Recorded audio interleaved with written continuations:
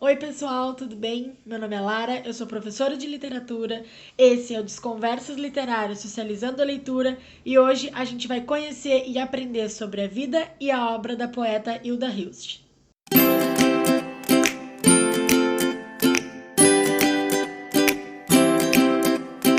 Hilda Hilst nasceu em 21 de abril de 1930 em Jaú, no interior de São Paulo. Foi uma ficcionista, cronista, dramaturga e poeta, que foi considerada pela crítica especializada como uma das maiores autoras brasileiras do século XX. Mesmo que a sua imagem fosse passada ali como uma poeta de temáticas pornográficas e obscenas. Denominada pelos amigos como uma pessoa bem-humorada, polêmica, revolucionária e humana, Hilda teve uma vida bem conturbada e diferente, em que a relação difícil que ela tinha com o pai, que também era poeta, foi significativo para sua construção como escritora. Em entrevistas, a Hilda Hilst revelou diversas vezes que desde que era pequena ela só queria saber de escrever. Então, viver da literatura sempre foi um desejo muito forte da Hilda, que iniciou sua produção literária em São Paulo com o livro de poemas Presságio, que foi lançado em 1950 e dali não parou mais. Dona de uma linguagem inovadora e abrangente, a Hilda produziu mais de 40 títulos entre poesia, teatro e prosa e escreveu por quase 50 anos. É importante a gente ressaltar também que ela não se filiou a nenhum movimento literário do século XX, o que fez com que ela acabasse ficando ali na margem desse universo. Seu lugar de maior inspiração e criação foi a Casa do Sol, construída em 1965 em Campinas, também em São Paulo, e foi onde ela se dedicou ali exclusivamente ao trabalho literário e desenvolveu mais de 80% da obra dela. Hoje, a Casa do Sol é aberta ao público e funciona como um museu em que carrega memórias, histórias e muita poesia de Hilda Hilst. Além disso, quem estiver estudando e pesquisando também pode se hospedar aí nesse lugar que é tão importante e que foi construída com tanto carinho por ela. A obra de Hilda, assim como a Casa do Sol, são fontes ali inesgotáveis para a criação de novos produtos culturais. E é por isso que a casa oferece, além da visita, além das memórias e da hospedagem, eventos, cursos e também projetos.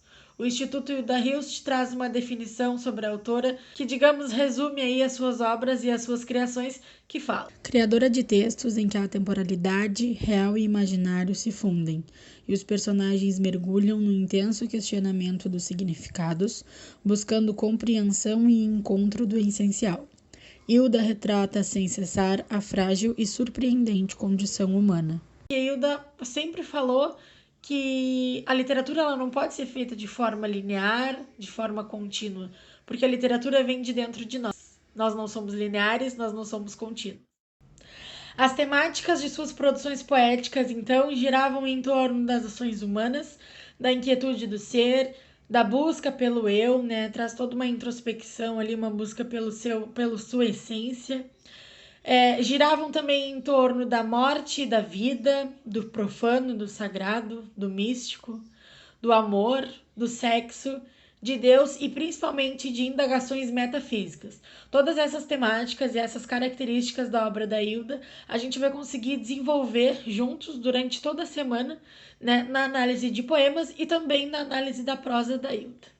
Hilda Hilst ganhou muitos prêmios e foi homenageada pela Flip, Festa Literária Internacional de Paraty, no ano de 2018. Em 2004, aos 74 anos, a autora acabou falecendo e nos deixando com uma vasta obra a ser estudada por muitas e muitas gerações.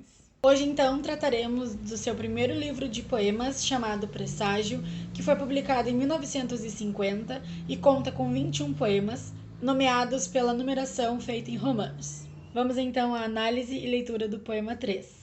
Gostaria de encontrar-te, falar das coisas que já estão perdidas. Tuas mãos trementes se desmanchariam na sonoridade dos meus ditos. Faria de teus olhos luz, de tua boca um eco. Nos teus ouvidos eu falaria de amigos. Quem sabe se amarias escutar-me. No poema podemos observar logo de primeira uma intensidade muito grande presente na relação em que o lírico apresenta com a pessoa amada, e isso é algo bem recorrente nas produções da autora. Além disso, a saudade e o desejo do falar também podem ser encontradas nos primeiros versos, principalmente em gostaria de encontrar-te e falar das coisas perdidas, que pode ser entendido como um relacionamento que não deu certo, que foi perdido, mas que por parte do eu lírico ainda tem bastante sentimento. Outro ponto que deve ser levado em consideração é a presença de uma sonoridade ao longo do poema, em que na maioria das estrofes conseguimos identificar palavras que são vinculadas à ideia de som, como por exemplo, a boca, né, porque quando a gente fala, a gente está emitindo um som, o ouvir, que é quando a gente está escutando um som, o dizer, que é quando pronunciamos algo, né, estamos emitindo o som. Além disso, também temos os verbos em um tempo que nos auxilia na interpretação desse poema, que é o futuro do pretérito. Esse tempo verbal indica algo que poderia ter acontecido depois de uma situação no passado, e que a gente pode identificar em gostaria, faria e falaria. Por fim, a gente pode perceber também que mesmo com o possível término da relação amorosa entre o eu lírico e a pessoa amada, o desejo do encontro e da conversa ainda existe, o que reforça que os sentimentos do eu lírico ainda estão vivos. A partir dessas observações, a gente pode compreender o último verso, em que expressa uma possível causa para o fim desse relacionamento, que é, quem sabe, se amarias escutar-me, como se a falta de diálogo entre o casal fosse o motivo pela qual o relacionamento chegou ao fim. Nesse final, a gente pode estabelecer uma ligação com o início do poema, em que o eu lírico deseja rever a pessoa amada mais uma vez, provando a existência desse sentimento, e também a gente consegue entender o grande desejo do falar, para esclarecer coisas que não foram ditas, ou então aquelas coisas que não foram escutadas pelo ser amado. Vamos então à leitura e análise do segundo poema desse vídeo, o poema número 17. Todos irão sempre contra ti, porque tens pureza, porque o agitado de tuas mãos é quase nostálgico, porque os teus olhos ficarão abertos para quem os viu uma única vez. Todos irão sempre contra ti, porque hás de querer um mundo novo e diferente, porque és estranho e diferente para o nosso mundo. És quase um louco porque não dás atenção a toda a gente. Dirão que és poeta, porque a poesia aparece nos teus gestos, como aparece fé na oração de um crente. Amaste quase todas as mulheres, mas o amor agora é tão difícil. Não existes para mim, mas agitado, febril, quase doente, és vivo, vivo demais para viver conosco. No poema, o eu lírico está falando de alguém que é puro, que é diferente das outras pessoas, que ama, que é cheio de vida, que não se importa com a opinião dos outros, e com isso ele acaba transmitindo ao leitor uma ideia de sentimentos de felicidade e de liberdade. É um poema argumentativo porque ele vai explicando as suas próprias colocações através do uso do porquê, né? O eu lírico ali vai caracterizando a pessoa que ele está falando e vai ao mesmo tempo explicando então cada uma dessas caracterizações. Outro ponto que a gente pode considerar no poema é o fato de que ser diferente ali é tratado como ser louco, né? Trazendo então um consenso, fazendo com que o leitor reflita sobre isso, porque normalmente tudo aquilo que foge do tradicional, do esperado, é considerado como loucura, como esquisitice.